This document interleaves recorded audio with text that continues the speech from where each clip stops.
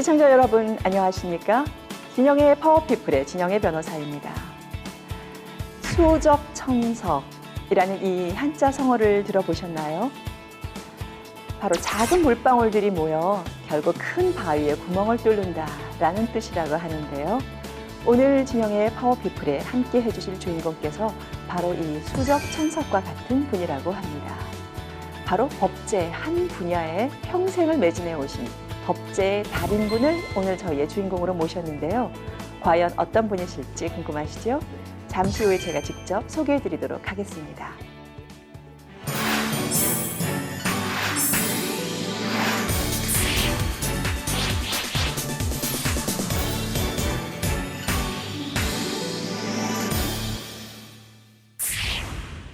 네, 드디어 진영의 파워피플 오늘의 주인공이신 법제처의 재정부 처장님께서 제 앞에 앉아 계십니다. 처장님, 지금 이 순간에 방송을 보고 계실 시청자분들께 직접 인사 한번 해주시겠어요?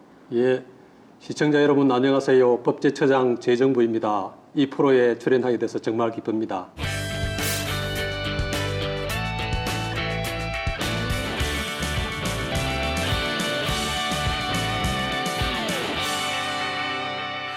자, 사실은 법제처 하면은 어떤 기관인지에 대해서 대략적인 느낌은 오지만 정확하게 법제처가 어떤 일을 하고 또 어떤 곳인지 어떤 기관인지에 대해서 궁금해하시는 시청자분들이 많이 있으실 것 같습니다. 법제처 처장님께서 직접 법제처에 대한 소개를 좀 해주실까요? 예, 사실 그 법제처 그러면은 잘 모르시는 분들도 많습니다. 뭐 법무부의 한 기관인지 이렇게 생각하시는 분들도 있고. 네. 그래서 제가 이번 기회에 좀 자세하게 설명을 드리겠습니다. 네. 법제처는 그 크게 네 가지 일을 합니다. 네. 법령심사, 그다음에 유권해석, 법령정비, 그다음에 법령정보 제공. 네. 그렇게 네 가지 일을 하는데. 법령심사와 예. 또 해석, 법령, 유권 해석, 예. 정비, 그리고 그다음에 정비와 법령 정보 제공을 합니다. 정보 제공. 네. 법령 심사는 뭐 법조인이라서 잘 아시겠지만은 그 저희가 헌법이 있고 법률이 있는데 네. 그 다른 법률이 여러 가지 많죠. 그런 그 법률을 다른 법령을 만들 때에 그 부처에서 그걸 가져옵니다. 그럼 저희가 그것이 헌법에 위반되는지 다른 법령하고 서로 상충되는지 이런 부분을 다 심사해서 국민이 지킬 수 있는 네. 그런 그 좋은 법을 만들려고 하는 게 심사의 그 기본 목적이고, 예. 그다음에 유권 해석은 그 법령이 좀 어렵지요. 네. 그래서 우리가 읽어봐도 참 어려운 그런 그 맞습니다. 문장들이 많은데 그럴 경우에 국민들이나 또는 공무원들이나 일을 하다가 그 의문이 생길 때 저희한테 이렇게 이게 어떤 뜻이냐고 요청을 하면은 저희가 아주 속 시원하게 명쾌하게 그렇게 해석을 해드립니다. 그리고 그 법령 정비는 네. 그 사람이 몸이 크면은 옷도 또 이렇게 새로 맞춰야 되는 것처럼 예. 법령도 이렇게 그 시대가 변하면은 네. 좀 더 바뀌어야 됩니다. 예. 또 기술이 발달되면은 종전에 규정했던 것들이 안 맞을 수도 있고, 그렇죠. 그래서 저희가 그런 걸 찾아가지고 이 국민을 불편하게 하는 이런 것들을 다시 그 시대에 맞게끔 또 고쳐주는 그런 것이 일종의 법의 리모델링 예, 그런 그렇습니다. 작업이라고 생각하면 될까요? 아주 정확한 표현이십니다. 네. 그리고 법령 정보 제공은 네. 이런 아무리 좋은 법을 저희가 만들더라도 국민들이 모르면은 지킬 수 없으니까, 맞습니다. 그래서 이걸 정확하게 잘 알려드리는, 그래서 저희가 국가법령정보센터라는 걸 운영하는데 네네. 거기에 들어오시면은 그 진짜 세계 최고의 수준의 그런 그 서비스를 저희가 제공하고 있습니다. 네. 사실은 저는 이제 변호사다 보니까 이제 법을 항상 찾아보고 접하고 하는데 거의 저는 항상 법제처 홈페이지에 있는 법률, 정말 아까 말씀하신 법령 그 제공을 항상 저는 법제처를 이용을 합니다. 일단 가장 신속하고 그리고 그동안에 진행됐었던 모든 법의 연역까지. 제가 사실 얼마 전에 깜짝 놀란 건 민법이 영문으로까지 다 번역돼서 올라와 있더라고요. 그래서 우리나라 법제처에서 제공하는 법령 정보가 어느 정도로 방대한지에 대해서 저는 항상 매일같이 느끼고 있는데 참 제가 법제처를 이용하고 있었던 한 국민으로서의 뿌듯함을 느낍니다. 저희도 이런 그 말씀 들으면 힘이 나고 그렇습니다. 네.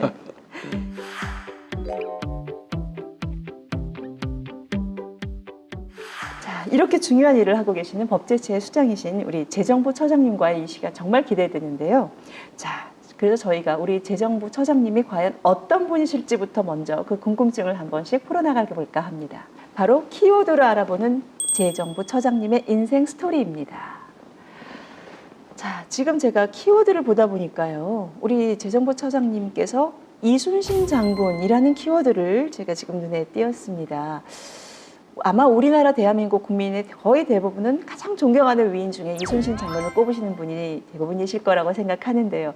어떤가요? 우리 처장님께서도 우리 이순신 장군님에 대한 어떤 존경심으로 이것을 인생의 키워드로 꼽으셨을 것 같은데 뭔가 남다른 경험이나 그에 대한 특별한 감정이 있으신 것 같아요. 어떻게 해서 이순신 장군님이 키워드가 되셨을까요? 예, 제가 사실 경남 고성이 고향입니다. 아, 고성이시군요. 예. 네네. 그래서 거기 당항포 해전이라고 많이 네. 들어보셨죠. 예. 이순신 장군께서 당항포 거기 아주 좁은 해역으로 왜군의 선박들을 그걸 유인해가지고 예. 거기서 이제 막다른 골목에 그 바다에 이제 그걸 해서 이제 무찌른 그런 당항포 대첩이라고 그렇게 합니다. 아, 그 당항포가 예. 고성 앞바다에서 예. 있었던 거군요. 그래서 제가 어렸을 때 학급문고에서 네. 뭐 난중일기 이런 거라든지 이순신 충무공 전서라든지 이런 책을 보고 네. 특히 이제 난중일기에 보면은 거기 고성과 관련된 남해안의 지명들이 굉장히 많이 나옵니다. 네. 그래서 제가 잘 아는 지명들이고 그다음에 또 거기에 나오는 인물들 중에서는 우리 제가성을 가진 분들도 좀 나옵니다. 그리고 조상들의 이야기도 나오고 그렇기 네. 때문에 제가 굉장히 관심을 갖고 열심히 읽었는데 특히 또 제가 살고 있는 그 고장의 역사와 관련되어 있는 그런 부분이 많기 때문에 네. 특별히 더 존경하는 마음을 갖고 있습니다. 예. 세종시로 옮기시기 전에 이 법제처에서는 정말 이 광화문에 있는 그 이순신 장군님의 동상이 항상 옆에 있으셔서 좀 더 남다르신 느낌을 가지셨겠어요. 예, 뭐 그런 것도 있고 그다음에 시골에 지금도 뭐 초등학교 가면은 세종대왕 동상, 이순신 네. 장군 동상이 양쪽에 딱 서가 있지 않습니까? 네. 어렸을 때부터 이제 그런 것들이 많이 있었기 때문에 더 남다른 그런 게 있은 것 같습니다. 네. 그 말씀하신 것처럼 이순신 장군에 대한 그런 인생의 키워드로 그걸 꼽으신다는 건 정말 굉장한 존경심을 가지고 계시는 것 같습니다. 자, 그리고 두 번째로 스포츠맨, 그것도 만능 스포츠맨이라는 이 키워드가 또 우리 처장님께 따라다니는 수식어가 됐는데요. 이 만능 스포츠맨이 본인의 키워드가 되신 거에 대한 그 이야기도 조금 해주실 수 있을까요? 뭐 사실 잘 하지는 못하지만은 다 좋아하는 측면에서 네. 만능 스포츠맨이라고 보시면 되겠습니다. 특히 어떤 스포츠를 좋아하시나요? 제가 어렸을 때 초등학교 때는 배구 선수였습니다. 뭐 네. 시골의 조그만 학교지만은 그래서 군대에 나가서 3등까지 하고 그랬는데 배구 선수로 또 활약하셨군요. 예, 이런 운동이 이제 몸에 배이니까 네. 제가 볼 때는 하나의 운동을 잘하게 되면 다른 운동도 다 어느 정도는 잘하게 되는 그런 네. 어떤 효과 같은 게 있습니다. 네. 그래서 이제 그렇게 하다 보니까 중학교, 고등학교를 하면서 무슨 학급 대항 시합 같은 걸 하면은 항상 이제 그런 대표로 나가고 그랬죠. 네. 제가 이제 이 직장에 들어와서는 또 여러 가지 이제 다른 운동도 많이 하는데 법제처에는 동호회 활동이 굉장히 활발합니다. 아, 주로 스포츠 예, 동호회도 있고요. 테니스, 그다음에 탁구, 배드민턴, 그다음에 또 바둑도 있고 여러 가지 있는데 네. 그런 모임에는 저는 거의 다 가입을 해가지고 네. 회비를 다 내고 있고 그래서 항상 그런 시합을 하게 되면 또 참여해서 직원들과 같이 운동도 땀도 같이 흘리고 그다음에 한 가지 좋은 것은 마치고 나면 항상 또 맥주집 이런 데 가서 디프리를 합니다. 네. 그런 데 가서 직원들과 소통도 하고 네. 그런 것들이 굉장히 직장의 어떤 화합이라든지 중요한 것 같습니다. 네. 사실은 이렇게 가장 사람과 사람 간에 가까워질 수 있는 게 제가 볼 때는 스포츠가 그 연결고리로서 참 좋은 것 같습니다. 특히나 함께 스포츠를 할 때만큼은 뭐 나이나 지위나 또는 성별에 대해서도 정말 우리가 정말 마음을 오픈하고 터놓고 같이 그런 걸 즐길 수 있는데 그리고 나서 하는 맥주 한 잔. 진짜 아마 직원들 입장에서도 처장님이 상당히 평소엔 굉장히 어려우셨을 수 있는데 그런 모임과 기회가 쌓이면 굉장히 법제처에 대한 그 직원들도 처장님을 편안하게 서로 간에 이야기를 나눌 수 있는 그런 소통의 문화가 굉장히 편안하게 이루어질 것 같다는 그런 생각이 드네요. 예, 그리고 운동을 할 때는 그냥 하면 재미가 없으니까 조그맣게라도 내기를 하는데 네. 근데 잘하는 직원들이 많아요. 제가 항상 집니다. 예, 그런 것들이 그 다음날 또 화제도 되고 그래서 네. 굉장히 그런 점이 참 좋습니다. 네. 그럼 지금 법제처에서는 그러면 소통이라는 것을 강조하시는 특별한 이유가 있을까요? 예, 법제처의 소통은 정말 중요합니다. 제가 사무관이 처음 돼가지고 지방에 이제는 수습을 갑니다. 그래서 네. 경남도청에 가서 수습을 했는데 네. 그때 직장 분위기는 복도를 걸어가다가 그다음에 위에 높은 사람이 오면은 직급이 낮은 사람은 복도 옆에 서서 지나가기를 기다려야 되는 그 정도의 그 조직 문화가 있었습니다. 네. 근데 그때 제가 법제처에 참 오니까 엄격했네요. 예, 법제처에 와가지고 방마다 인사를 다니는데 네. 어느 방에 갔는데 그 어떤 한 사람은 책상 위에 앉아가 있고 한 사람은 소파에서 책상에 이제 발을 걸치가 있고 네. 이런데 나중에 이제 자기들이 소개를 하는데 보니까 그 책상 위에 앉아 있는 분은 사무관이고 직급이 낮은 네네. 그다음에 소파에 이렇게 앉아가지고 책상에 발을 올리고 있는 사람은 과장인데 네. 이 두 사람이 열심히 뭔가를 토론을 하고 있다가 이제 우리가 들어가니까 네네. 인사를 하고 그랬는데 그래서 제가 경남도하고 이 법제처하고 비교를 할 때 무슨 이런 조직이 있나 이런 상당히 처음에 실망감이 많이 들었습니다. 네. 그런데 나중에 보니까 법제처라는 게 굉장히 토론을 통해서 그 모든 걸 결정하는 그런 거기 때문에 토론이라는 게 어떤 그 대등한 당사자 입장에서만이 이 정확한 어떤 그런 게 되지 어떤 그 계급에 의해서 상대방의 의견이 묵살된다 그러면은 네. 정확한 그 합의가 도출되기 어려운 거지 않습니까? 네. 그래서 이제 그런 측면에서 법제처의 그 지금 이제 심사 같은 거라든지 이런 걸 할 때에 그 법안이 처음에 들어오면은 네. 저희는 그 합동 심사회라는 걸 합니다. 아, 합동 심사 회의요. 예, 예. 네. 전체 그 법제관하고 거의 전 직원들이 다 와가지고 거기서 그 법안을 놓고 문제점에 대해서 치열한 토론합니다. 네. 그래서 어떤 때는 국장이 한 이야기에 사무관이 반박을 해가지고 그 국장이 좀 얼굴이 벌개지기도 하고 그러는데 말 그대로 진짜 토론이군요. 예, 그렇게 합니다. 계급장 띄고 그냥 네. 묻는 거죠. 그렇게 하는데 간혹 이제 다른 부처에서 파견 온 분들이 그걸 보고 끝나고 나서 그런 이야기를 해요. 야, 이렇게 해도 되느냐? 이렇게 국장을 구는 자리에서 그렇게 이론적으로 그렇게 깔아뭉개도 되느냐? 네. 법제처 사람한테 보면 그거 당연한 거 아니냐? 그건 제대로 된 이론적으로 토론은 자기 의견을 이렇게 하는 그렇게 해서 거군요. 그 뒤끝이 없느냐? 아니, 네. 우리는 전혀 그런 게 없다. 조직 문화가 자체가 그렇게 돼 있다. 네. 그래서 저는 이 법제처의 이 소통하는 문화, 조직 문화 이 부분이 우리 법제처를 그 강하게 만드는 네. 가장 원동력이 아닌가 그렇게 생각하고 있습니다. 아니 그래도 처장님께서 언젠가 한번 법제처는 작지만 가장 강한 조직이다라는 말씀을 하신 거를 제가 본 기억이 나는데요. 바로 그 토론과 정말 격이 없는 서로 간의 이 대화가 가능한 그 문화가 바로 강한 조직의 법제처를 만든 원동력이 아닌가 하는 그런 생각을 지금 우리 처장님의 말씀을 들으면서 생각을 합니다. 예, 사실 그 정부 부처 중에서는 인력이 뭐 거의 한 꼴찌 정도에 해당하는 그런 부처지만은 그러니까 그 인원 수가 작다는 예, 얘기신 거죠? 인원수도 작고 그다음에 업무도 뭐 그렇게 예산도 뭐 적고 한 300억 정도밖에 안 되는데 그 이 300억 예산은 법무부의 전체 1년 불용 예산이 300억 정도 됩니다. 예. 그렇게 비하면 정말 작은 예산인데 그런 인력과 예산을 가지고 저희가 그런데 하는 일은 엄청 중요한 일입니다.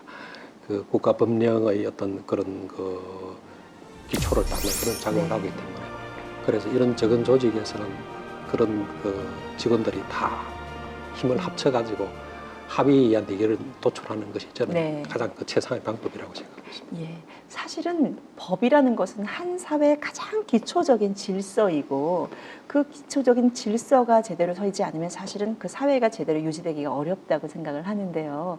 소위 법이라는 한 사회의 기초 공사를 담당하고 있는 법제처이니까 사실은 굉장히 막강한 기관이라고 해도 정말 과언이 아닐 것 같습니다. 저희는 그 막강한 기관이라고 그러면은 또 어떤 그 갑의 입장에서 설 수 있는데 사실 이제 부처에서는 그 저희한테 심사를 받으러 올 때는 굉장히 어려워하는 부분들이 있습니다. 이 조문이 뭐 또 심사를 할 때에 삭제가 되지 않을까 그런 어려움을 근데 저희는 반드시 대안을 제시하도록 그렇게 합니다.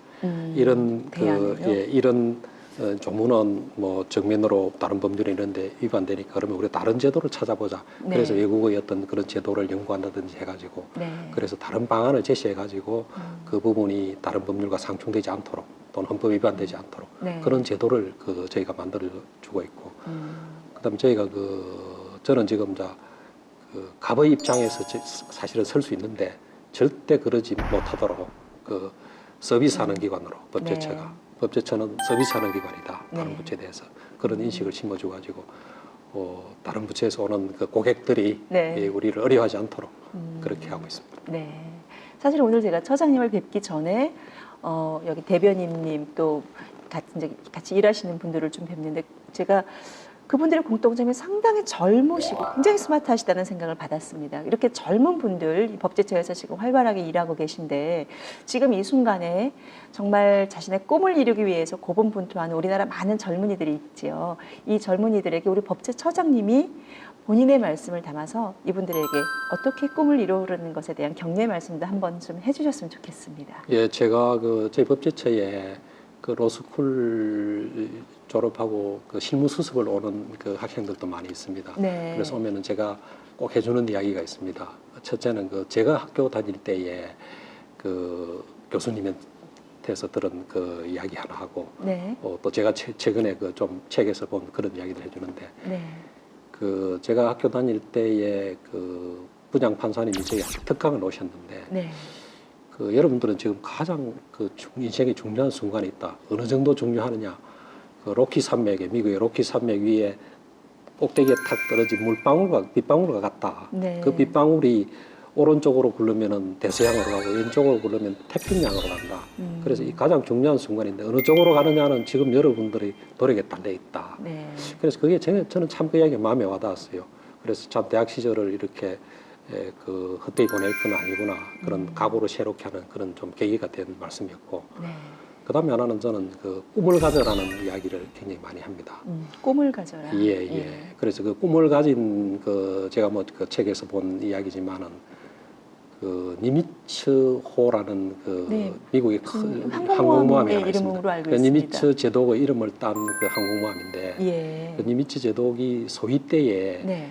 그 자기가 있는 부대에 그 해군 대장이 이제 뭐 그 행사를 하러 오기로 돼 있었는데, 네. 그 해군 대장의 그 계급장이 망가져 버렸어요. 그래서 예. 방송을 통해서 네. 여야부대에 이런 계급장 갖고 있는 사람은 좀 급히 좀 가지고 오라 그랬는데, 대장의 계급장이요. 예, 대장의 계급장. 네. 그런데 이제 그 계급장이 행사 끝날 때까지는 안 왔는데 행사 끝나고 나서 네. 누가 가지고 있다는 그 연락이 왔어요. 그래서 예. 대장이 네. 그 누가 가지고 있지 한번 데리고 와봐라. 예. 그러니까 니미츠라는 이 햇병 아래 소위가 해군 소위가 그걸 가지고 왔어요. 그래서 대장이 물어봅니다. 네. 이 자네가 이걸 어떻게 갖고 있지 이러니까 제가 해군 사관학교를 졸업할 때 제 애인이 네. 이 앞으로 이런 꿈을 가지라고 선물로 준 것입니다.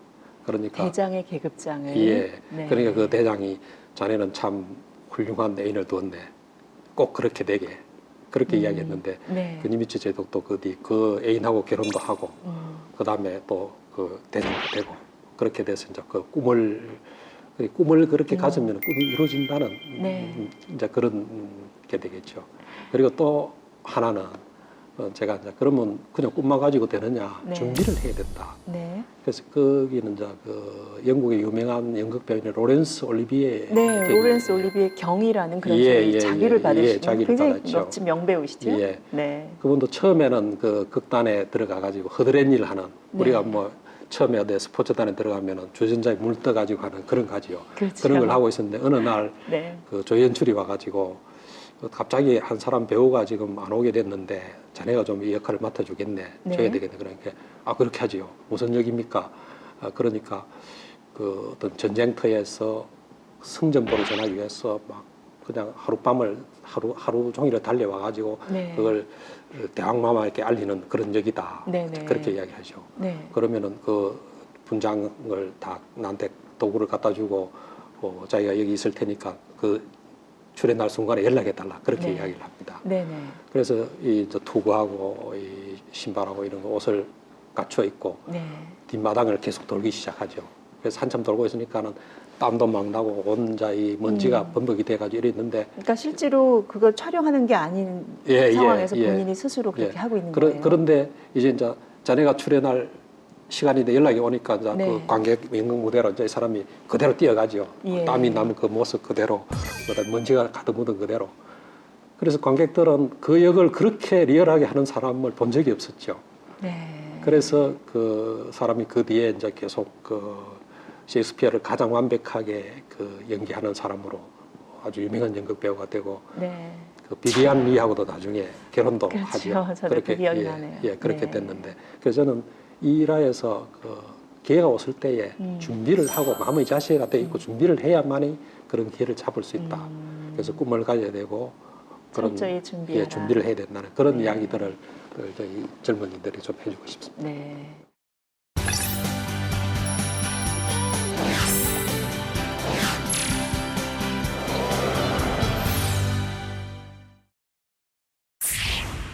처장님, 지금 33년, 무려 33년 하고도 몇 개월이 정도 되는 그 긴 기간 동안 법제처에 계셨는데요.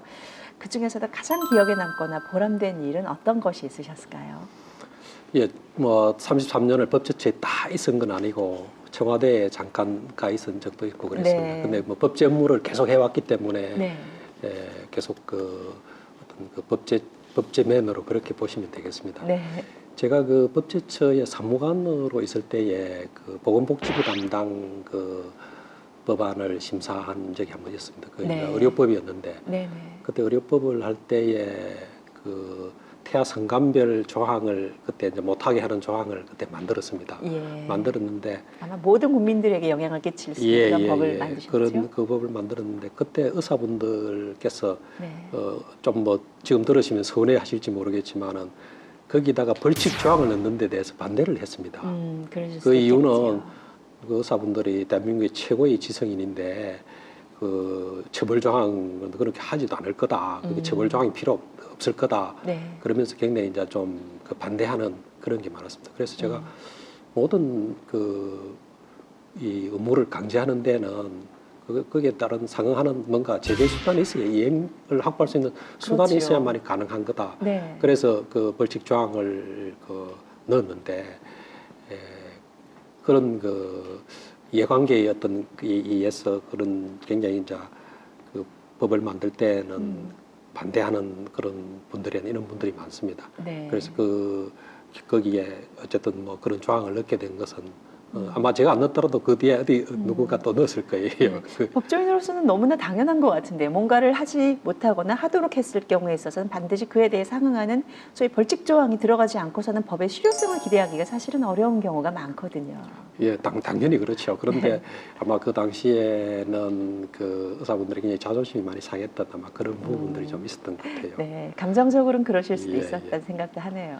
그리고 또 하나는 제가 이건 참 보람 있는 일이었는데 네. 그 김영삼 정부 때에 그 공직선거 및 선거부정방지법을 그 다시 만들었습니다. 아, 공직선거 및 선거부정 선거부정방지법. 예. 네. 그 종전에는 대통령 선거법, 국회의원 선거법 그런 법들이 따로 있어가지고 예. 굉장히 뭐 선관위도 굉장히 어려워했고 각 법마다 또 다르게 또 이렇게 절차가 진행되고 하니까 네네. 그래서 그랬었군요. 그때 이제 그 김영삼 대통령 지시로 네. 이 선거 부정을 없애자. 네. 그래서 선거혁명을 이루도록 하자. 네. 그래서 그 법을 통합해서 좀 벌칙도 높이고 굉장히 선거운동도 이렇게 제한하면서 그 많은 그 법을 새로 이렇게 다시 이렇게 제정하는 뭐 그런 수준으로 했는데 네. 그때 그 벌칙을 좀 강화하는 부분에 대해서 또 정치권에서는 또 반대도 좀 있었고 그랬지만 그랬겠죠. 어쨌든 지금 그 우리 이 선거가 그 이후로는 굉장히 많이 그 선거 부정이라든지 이런 게 줄어들고 선거에 좀 그런 혁명에 좀 기여하지 않았나 하는 그런 네. 그 생각을 합니다.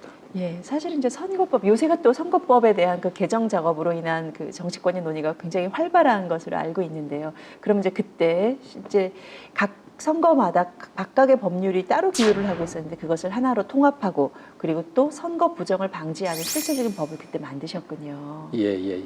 지금 우리 처장님께서 많은 일을 해오셨을 때 아마도 지금 앞으로 지금 소개드릴 이런 분의 응원과 또 그런 분의 격려가 분명히 또 우리 지금 현재 처장님의 해오신 많은 일들의 밑받침이 되지 않았을까 하는데요. 자, 우리 처장님의 굉장히 막역한 지기, 즉 친구분이라고 해야 될까요?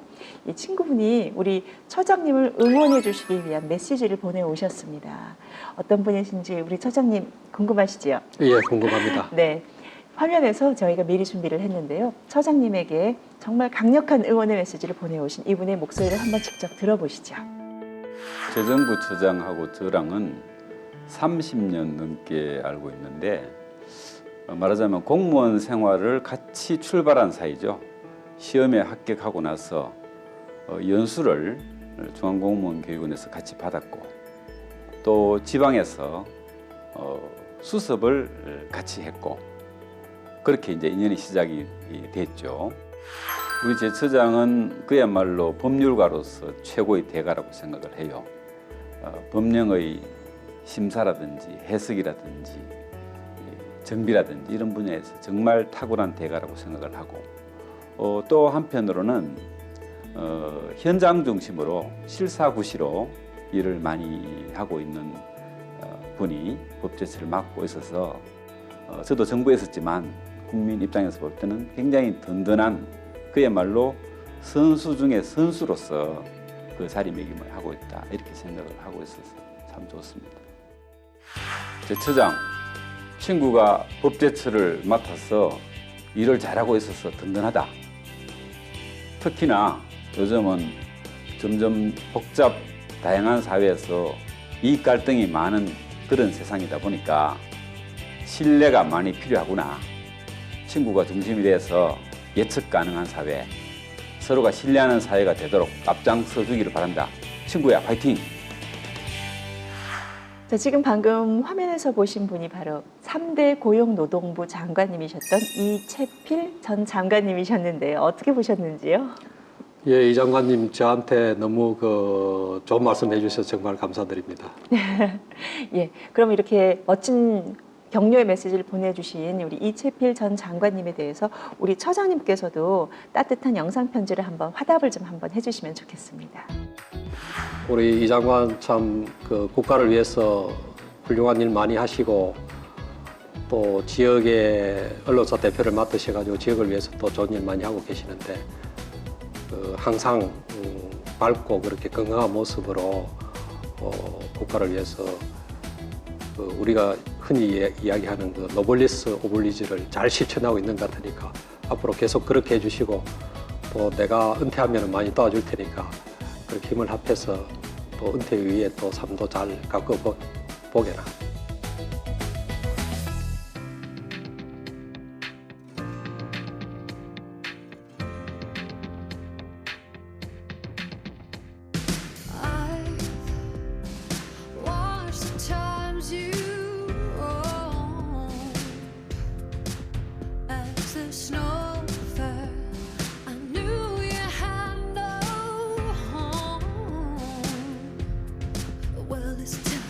There's no excuses, no hearts and pieces. I'm taking you home with me.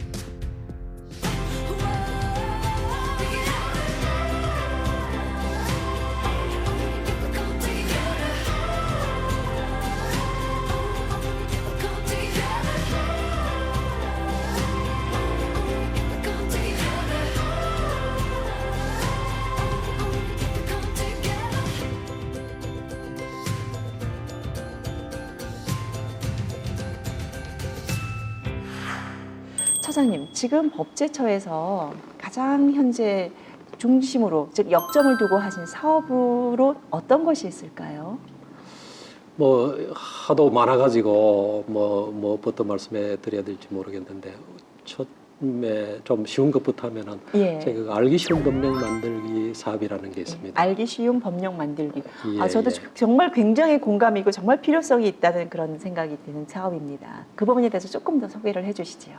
예, 그 법을 읽어야 이제는 사람들이 그걸 지킬 수 있을 건데 네. 그래서 저희가 한자로 된 거를 한글로 바꾸고 그다음에 어려운 전문 용어를 또 쉬운 말로 바꾸고 네. 그다음에 또 일본식 표현 같은 걸 바꾸고 하는 그런 작업을 하고 있는데 제가 네. 하나 좀 문제 하나 내도 될까요? 예, 그럼요. 인상체득, 인자는 도장할 때 인자에다가 예. 상자는 코끼리 상자에다가 채자는 이 채취할 때 채자에다가 네. 득자는 얻을 득자, 인상체득이라는 이런 게 우리 법령행 집에 있었는데 혹시 네. 그게 무슨 뜻인지 압니까?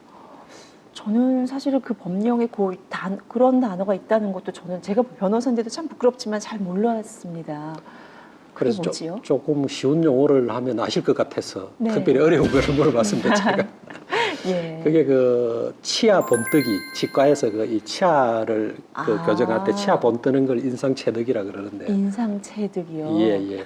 그래서 저희가 이런 쉬운 용어들이 있는데도 불구하고 네. 그런 어려운 용어를 써가지고 읽어봐도 무슨 말인지 모르니까 네. 저희가 이제 그런 것들을 좀 국민들이 알기 쉽게 그런 작업을 해오고 있는데 맞습니다, 처장님. 저는 정말 공감하는 정말 꼭 필요한 사업이라고 생각하는데요.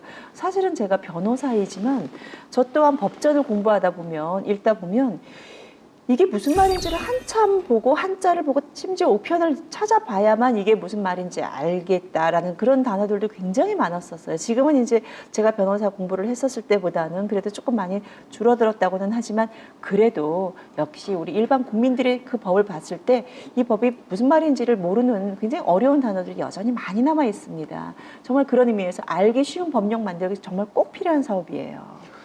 예, 그런 용어들이 혹시 지금도 있을지 모르니까 혹시 그 보시다가 네. 있으면 저희한테 연락 주시면은 네. 저희가 또 국어학자들하고 이론해가지고 네. 또 아주 쉬운 용어로 또 바꿔가지고 그렇게 또 그 법령을 개정합니다.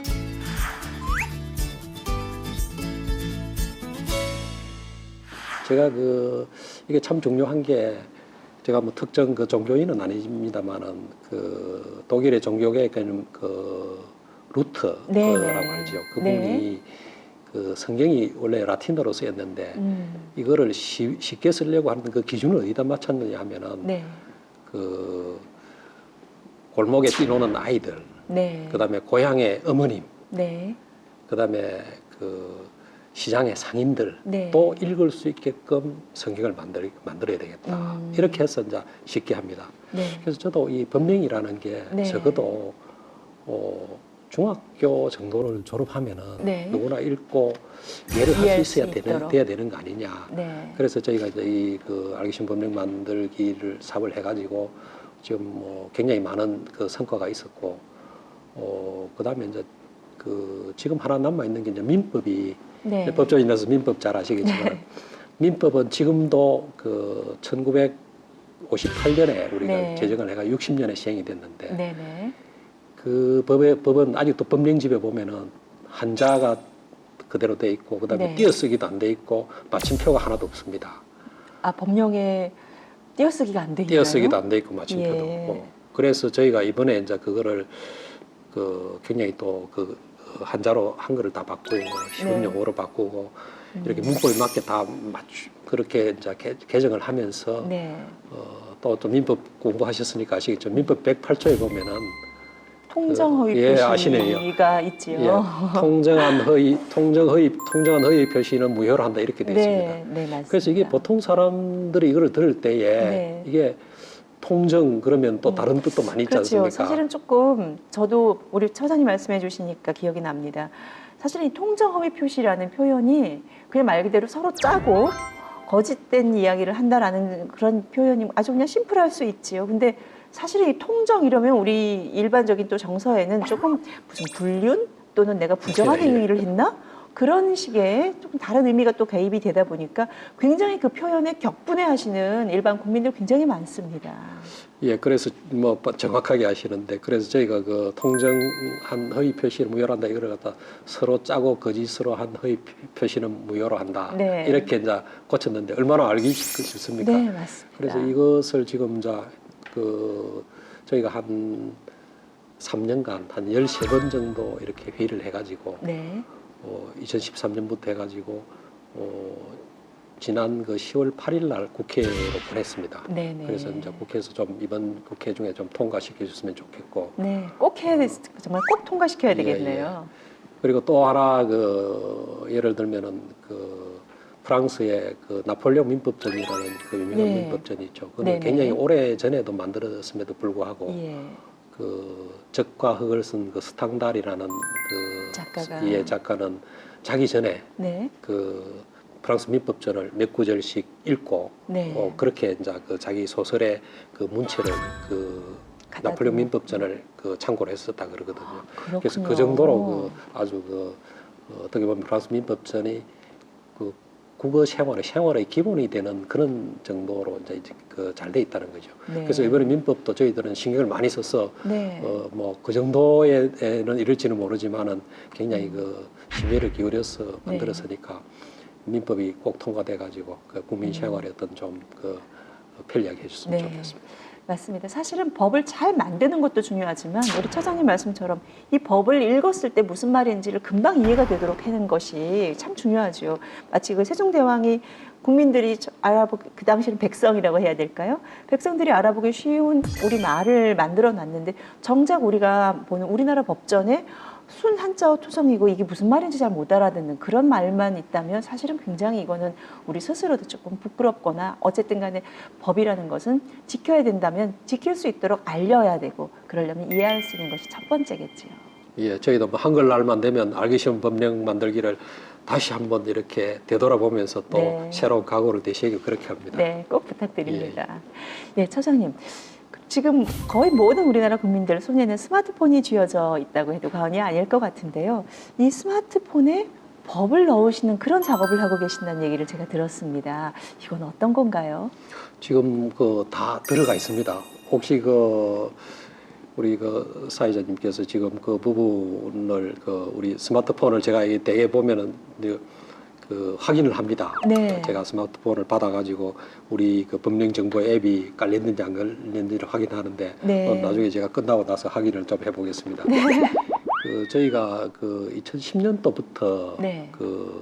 내 손안의 법전 그래가지고 네. 이 전에 굉장히 큰 우리 지금 법령집이 한 80건 넘습니다. 예.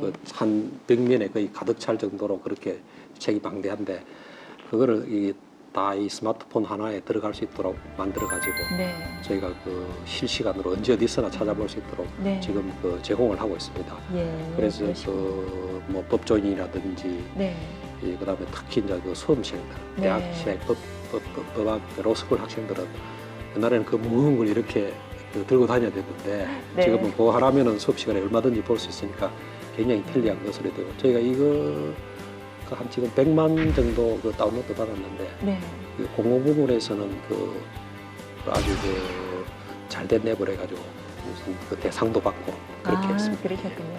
정말 제가 저도 기억나는 게 제가 이제 수험생으로서 공부할 때 뭐 당연히 뭐 법전을 끼고 살았고 그리고 변호사가 된 이후에는 그때 소법전이라고 꽤 두껍지만 어쨌든 소법전 말고 정말 큰 대법전 정말 우리나라 대한민국의 모든 법이 거기 다 들어있는 그 법전을 해마다 샀던 기억이 나요. 당연히 뭐 법이 바뀌니까 최소한 법으로 먹고 사는 소위 변호사 입장에서는 매해 그 법전을 구입 안 할 수가 없죠. 근데 굉장히 무겁고 일단 찾아보려고 그래도 굉장히 깨알 같은 글씨로 그 법이 꽉 차 있었던 그 대법전을 지금도 제 책상 위에는 올려져 있습니다.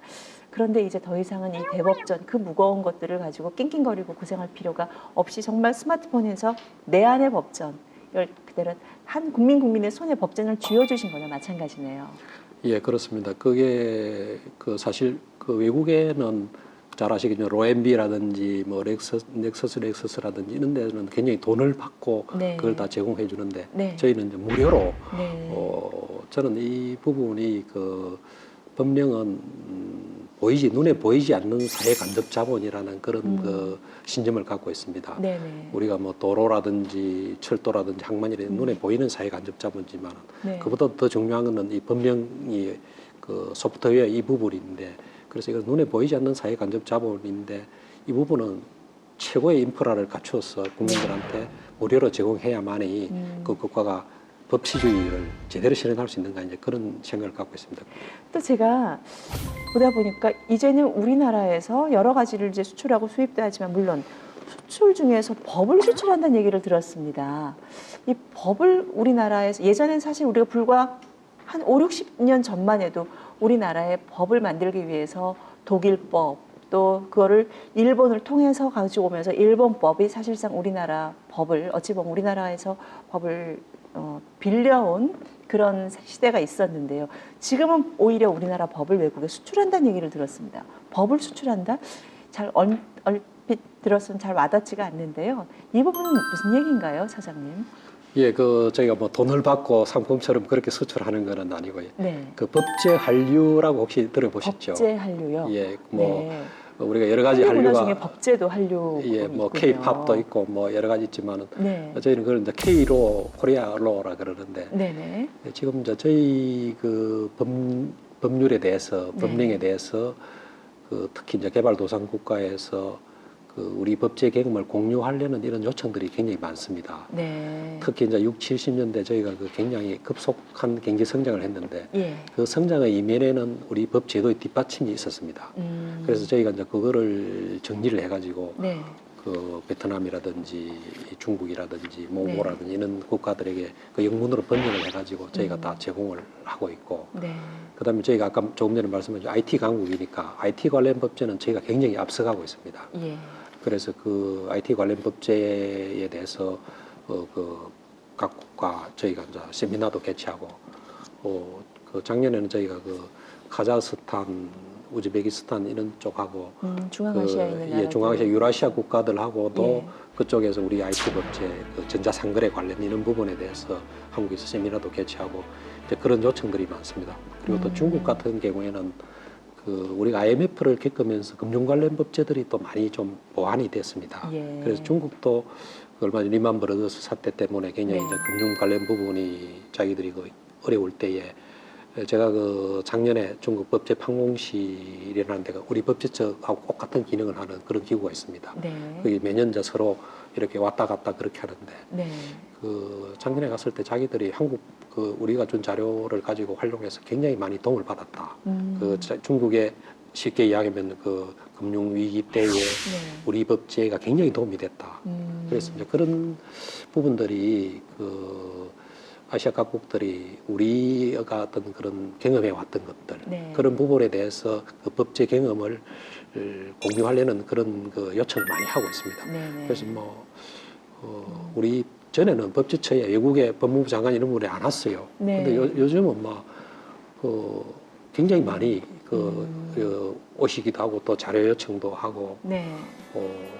그다음에 또 한국에 그런 또 교육을 시켜달라고 보내기도 하고 네.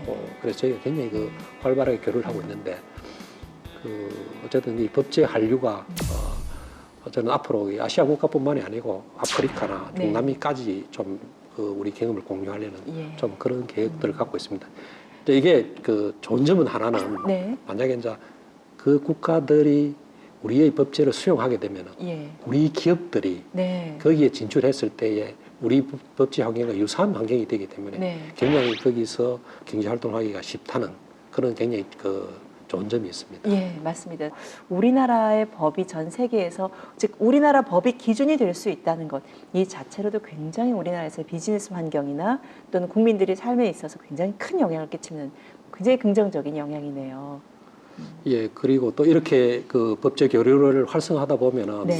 또 여러 가지 이제 그 부수적인 효과가 있는 게 많은데 네. 제가 이번에 이제 인도를 갔다 왔는데 인도에 가니까 우리 기업인들을 제가 만나가지고 좀 애로점을 많이 들었습니다. 이제 인도의 법제에 대한 어떤 정보가 부족한 거, 그 다음에 또 해석이 사람이 바뀌면 해석이 달라지는 문제, 네. 그 다음에 또 소급해서 세금을 부과하는 문제, 이런 소급해서도 세금을 뭐 부과하는군요. 그런 것도 있다 그럽니다. 그래서 제가 이제 인도의 그 하원 법사위원장이라든지 그다음에 법무부 차관을 만나가지고 그런 부분들에 대해서 우리 기업들의 애로점을 이야기하고 네. 정보를 서로 교환하는 거라든지 그다음에 어떤 그런 부분에 대해서 그 인도 정부 차원에서 좀 어떻게 도와줄 것인가 이런 부분에 대해서 많은 논의들을 했습니다. 네. 그래서 이렇게 그 법제 한류를 확대해 나가다 보면은 그 나라의 어떤 법제 기관과 우리 기관과의 어떤 그런 그 공동으로 어떤 해결해야 될 그런 문제들이 많이 생깁니다. 네. 그래서 그런 부분들이 앞으로 우리 그 기업들이 그 국가에 가서 그 영업 활동하는 데 많이 도움이 되지 않을까 그렇게 생각을 하고 있습니다. 네, 지금까지 우리 처장님과 말씀을 쭉 나누다 보니 벌써 제가 마지막 질문을 드려야 되는 순서가 왔습니다. 우리 처장님께서 공직에 계시는 동안 내가 이것만큼은 꼭 이루었으면 하는 그런 바람이나 꿈이 있으시다면 어떤 것이 있을까요? 사실은 뭐 크게 이야기하면 남북 통일이죠.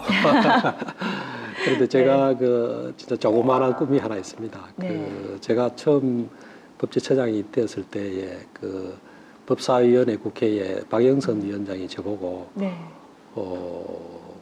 법제처장으로서 꼭 하고 싶은 일이 뭐냐 이렇게 이야기를 했을 때 제가 뭐 다른 법제처의 그런 업무도 많이 있지만은 아까 말씀드린 민법 알기 쉽게 된 민법을 꼭 해서 국회에서 통과시켜가지고 좀 국민들이 그런 쉬운 법에 의해서 우리 생활을 했으면 좋겠다는 그런 말씀을 드린 적이 있었습니다. 네.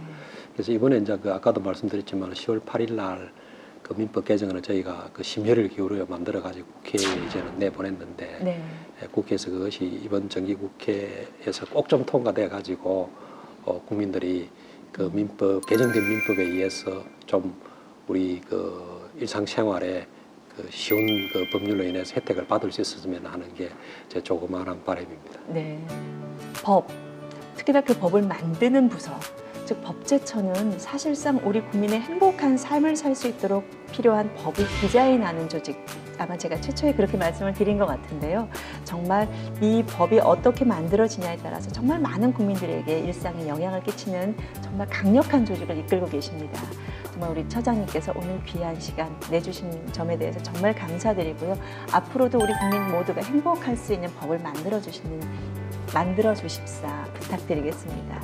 예, 국민들이 잘 지킬 수 있는 법을 만들도록 저희가 열심히 노력하겠습니다. 네, 처장님 오늘 장시간 정말 감사합니다. 예, 감사합니다. 국민 여러분, 법은 우리 생활에 중요한 영향을 미치기 때문에 그 중요성은 아무리 강조해도 지나치지 않습니다. 법제처는 국민 여러분이 지킬 수 있는 좋은 법을 만들고 또 잘 해석해서 적용되도록 하고 불편한 법령은 적극적으로 개정하도록 하겠습니다. 법제처는 국민 여러분의 최고의 법제 도우미로서 항상 문을 열어놓고 기다리겠습니다. 불편한 점이 있으면 언제든지 저희 법제처 문을 두드려 주시기 바랍니다. 감사합니다.